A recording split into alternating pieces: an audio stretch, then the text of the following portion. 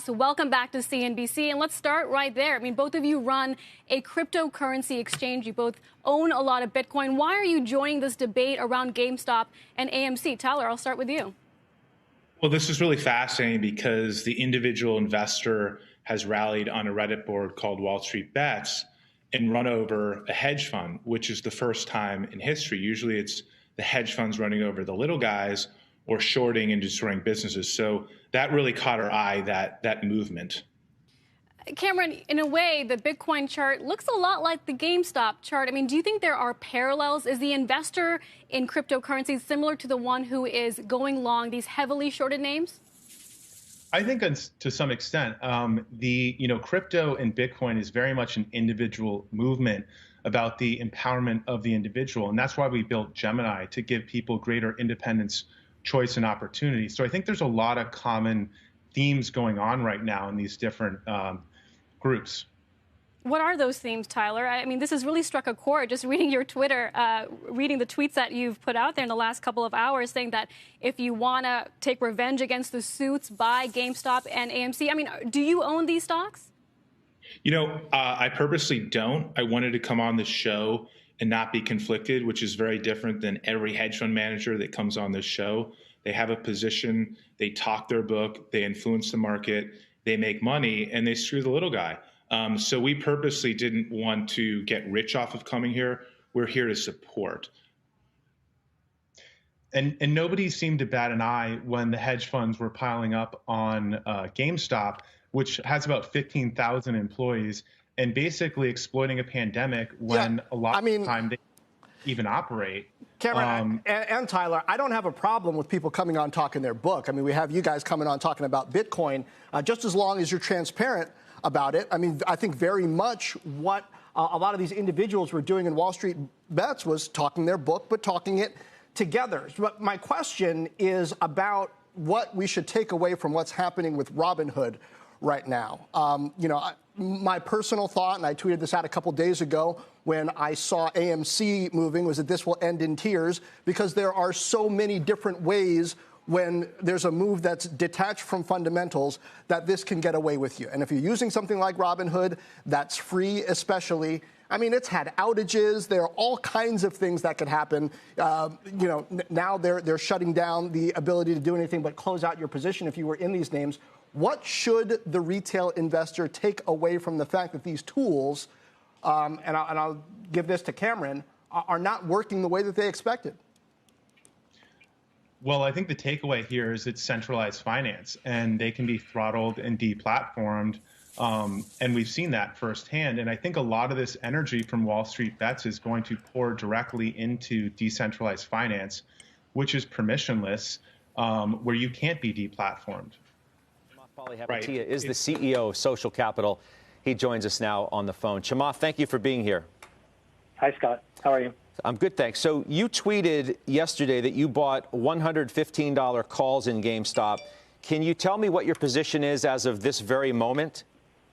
Yeah. Can I tell you a little story before all of that, or no? Why don't you tell me that first, and then we'll go from there. So this morning I woke up after spending all last night in Wall Street Bets, reading about all of this stuff. I ended up closing up my position this morning, and I wanted to announce that I'm taking all the profits that I made, plus my original position. So I'm going to take $500,000, and I'm going to donate to the Barstool Fund for small businesses. But I really want to tell you, beyond the $500,000 donation or the money that I invested, which was not a huge amount in the grand scheme of that stock or the entire market, what I learned, because I think what I learned over the last couple of days is important for everybody that's watching CNBC. And that is? I think that what you're seeing is essentially a pushback against the establishment in a really important way. You have a lot of people, and I would encourage anybody who is dismissive of this thing to go into Wall Street Bets and actually just read the forums. And I think that you're going to see three kinds of posts. The first kind of content are a lot of people doing some incredible fundamental diligence on companies, trying to think about long-term value. And in my opinion, many of them are doing as good and, frankly, a better job than a lot of hedge fund analysts that I work with. That's number one. The second are a lot of people who believe that, coming out of 2008, what happened was Wall Street took an enormous amount of risk, and they left retail as the bag holder. And a lot of these kids were in grade school and high school when that happened. They lost their homes. Their parents lost their jobs.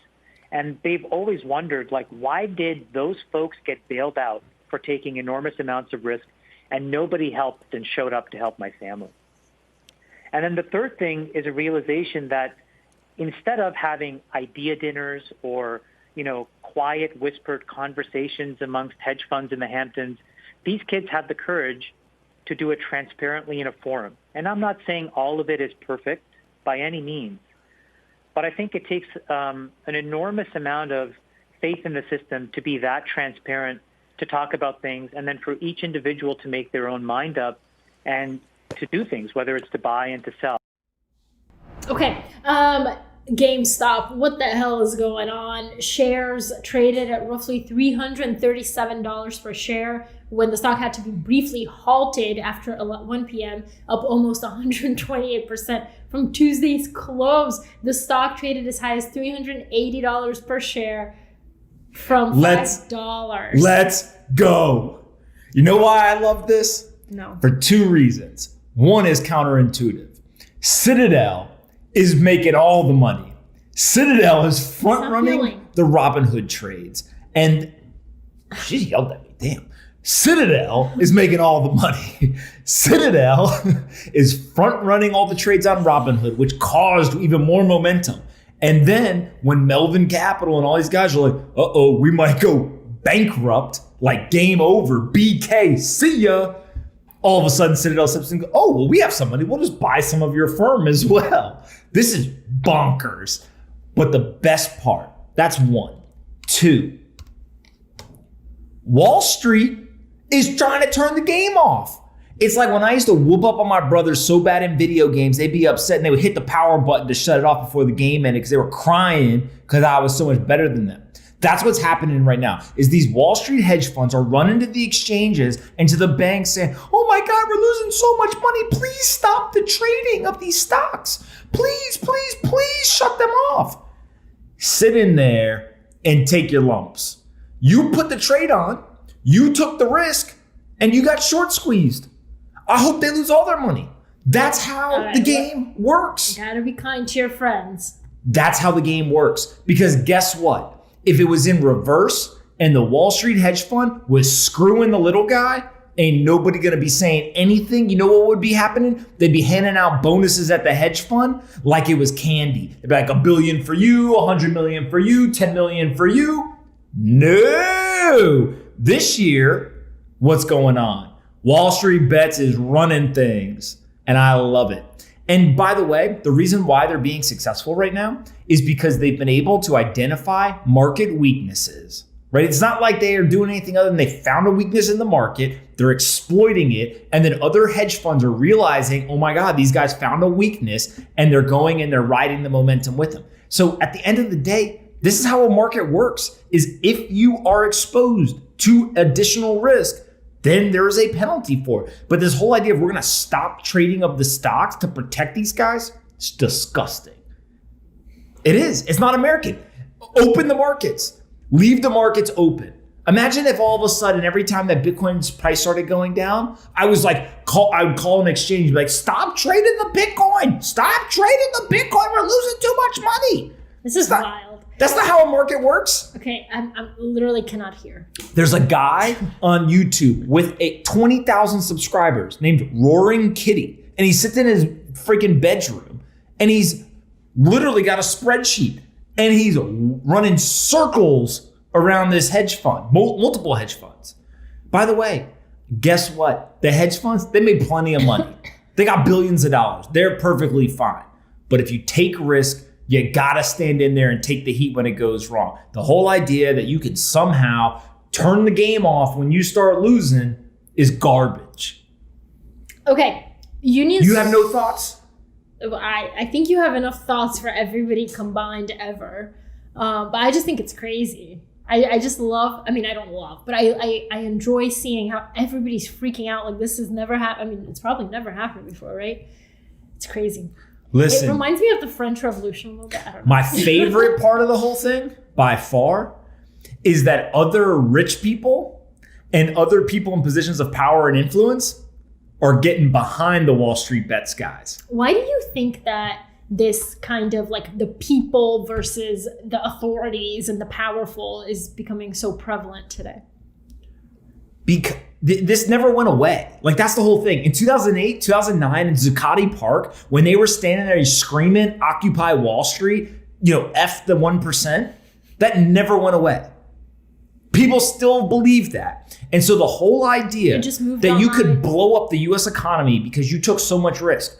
The Joe Blow at home, he can't do that. He literally cannot do it. He literally can't get a mortgage if he doesn't have a high enough credit score. But you clowns are out here giving mortgages to anybody you want and blowing up the US economy. That's the feeling. And so the same thing here, right, is cool. You literally can go and you can lend a stock more than there is. How are you short over 100%? It doesn't make any sense. It's literally just financial engineering. And so that's great. You can financial engineer, you can financially engineer, you can financially engineer all these profits. It's awesome. You have the right to do that. But also, if you're going to use the right to do that stuff, then the people sitting at home on a freaking forum, are smarter than you? Really? Since you guys think you're so smart, then you should have to take the pain for when you're wrong. That's it. And so if you're going to do all this nonsense, whoops, caught you. Okay, are you happy now? I hope they go do it to more stocks. Oh my gosh. I do. Okay. And you want to know what I bet happens?